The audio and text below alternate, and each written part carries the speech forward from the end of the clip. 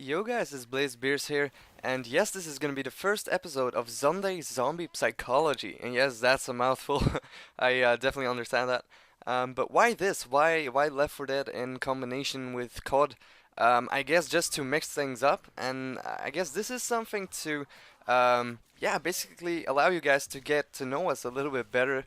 And I'm not sure, but I might get some friends of mine on this show and just talk about some psychology, some interesting stuff about humans and all that kind of stuff because I'm actually interested in that. I don't study it in university, just for the simple reason that there's not really a lot of work there in that area, or at least not in Belgium. There isn't. So yes, but it's always interested me, the human psyche, why we do things, why we don't do things. And I am subscribed to a certain psychological magazine, which contains a lot of interesting points about different psychological subjects. And I just think it's pretty interesting, and I just want to share that with you guys, commentate over it, tell about my experiences maybe. And I guess this is, yeah, you guys might get to know us better, more than just a couple of shotgun feeders and sniper feeders. But yeah, that you guys see who the man or woman is behind the feeds. And yes, that's just basically the goal of this. And this is gonna be, obviously, it's gonna be up every Sunday. So yeah, fuck spelling, I don't care. But yeah, I think this is definitely fun.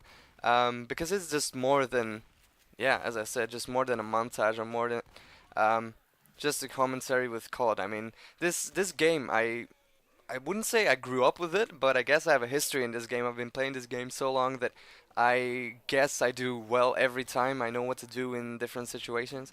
But yeah, I hope you guys enjoy this. I'm gonna get some friends in here. I have plans with somebody.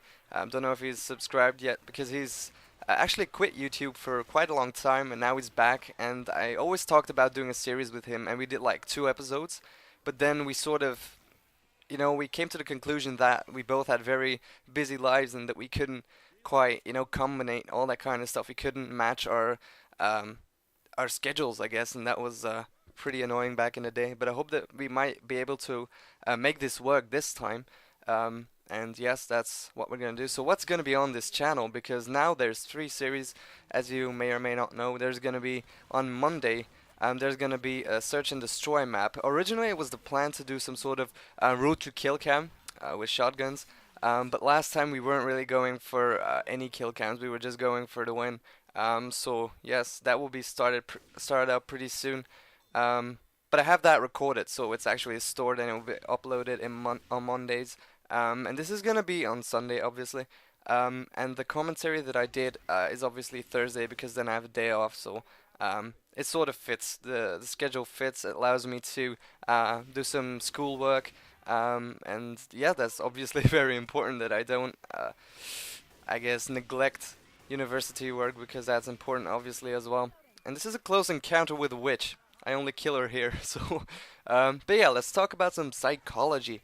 Now, the title of this particular episode is gonna be I Am Large, I Contain Multitudes.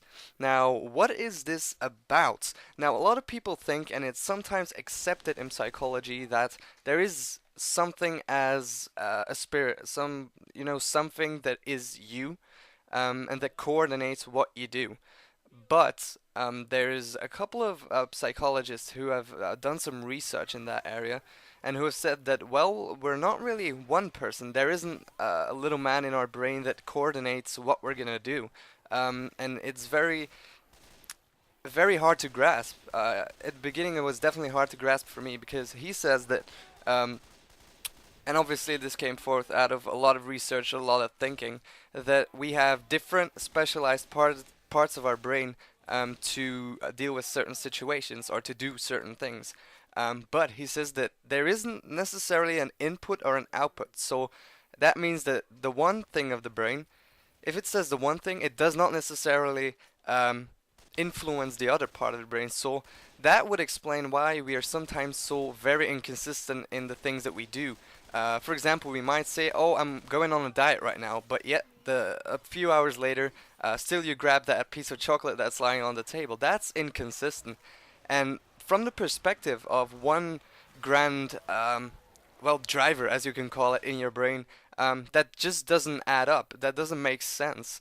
But out of the, as I call it, the multitude theory, the theory that there's different parts of your brain that I guess take charge in different situations, that could very well explain the inconsistency in the things that we do, because different parts of our brain are in that way specialized for certain situations and certain things. Um, and it's, I believe the person that said this was an evolutionary biologist, and he said that, so obviously he relates everything from psychology, or a lot of things of psychology, back to um, the evolutionary advantage of procreation. And he also said that this is a very interesting point, but because I sometimes have this, is that we sometimes do things, however, we know are incorrect.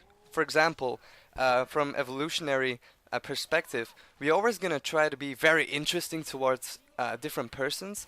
To make sure that we might be friends with this person, or that that handsome girl notices us, and in that way, we sort of the concept of me is some sort of propaganda, because you act in a certain way, but this does not necessarily represent who you are. You just act like you're confident when you might just be a very shy person. But yet, this is very positive for you, because other people look at you and say, "Whoa, God, that's a very confident person. I mean, this is a fun guy. Is so fun to interact with. I mean, I want to get to know this person better." And that obviously is an interesting point, because I think everyone at one point acts even towards their own friends, because they have certain expectations of you, and if you don't act that way, they're gonna think that there's something wrong. So I think every day we just act a lot, and I think that you could say that's very hypocrite.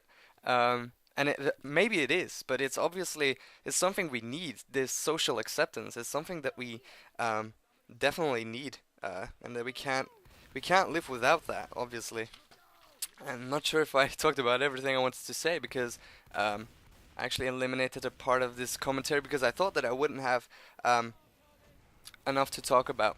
But obviously, we compare ourselves with other people all the time. So if we do well in comparison to the rest, so say you're second best in rowing, then you'll still be troubled by the fact that, oh shit, I ain't the best. There's somebody better than me, and that always troubles people, because we want to be as good as possible. Um, to be attractive for other people, to make a good friend or make a good partner or something like that. And I hope you guys found this interesting, because I definitely do. I could ramble so much more about this. And I hope you guys got the central point, that we are multitudes and that we sometimes act in different ways that we can't explain. And I'm gonna make this video a little bit longer, because this is an interesting point. Um, Basically, the point that there's been research back in the day, and basically there were three pairs of socks, all identical. Yet people always seem to have an explanation for the particular pair that they actually chose in the end, um, which doesn't quite make sense, obviously, because they were all the same. Now, it's very evolutionary. From an evolutionary perspective, it's very weird. Somebody who doesn't know what he's doing, sounds weird, but it's very common. I mean, how many times didn't you? I mean, if I think about it, I had it so many times. I think maybe even most of the time I have these situations when people ask me, "Why did you do that?" Or "Why did you act like that in that situation?" That most of the time I have to admit, well, I don't really know. Um, but yeah, it's obvious that we don't want to seem like not in control, because that's what you sort of proclaim there. I don't know why I did it. And I think that's an interesting aspect of the humans, because then that would mean that sometimes we can do very, very random things that, uh, I don't know, come forth out of our passion, our ambition, something like that, and that can make us act very, even sometimes in contrast, in contrast to our beliefs, we can sometimes act, and I think that's interesting about the human species. And I mean, I think it's intriguing, definitely. And I hope you guys thought it was as intriguing as I thought it was, because this is a lot of psychology, a lot to grasp. I hope you guys understood some of it. And yes, hope to see you guys later. Sorry, just had a little bit of soda. But yes, guys, I will see you later. This will be up Sunday, and yeah, I'll probably see you on Monday it will be, but that's just gonna be a dual comp of me and Blaze Overman rocking Search and Destroy. So see you guys later. I obviously love you, and yeah, see you later. Bye.